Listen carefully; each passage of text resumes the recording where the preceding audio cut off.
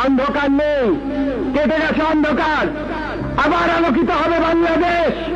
থাকবে না দুর্নীতি, থাকবে না সন্ত্রাস।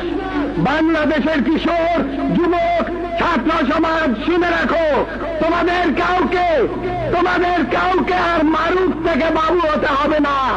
নেই, অন্ধকার কেটে গেছে, আলো, শুধু আলো।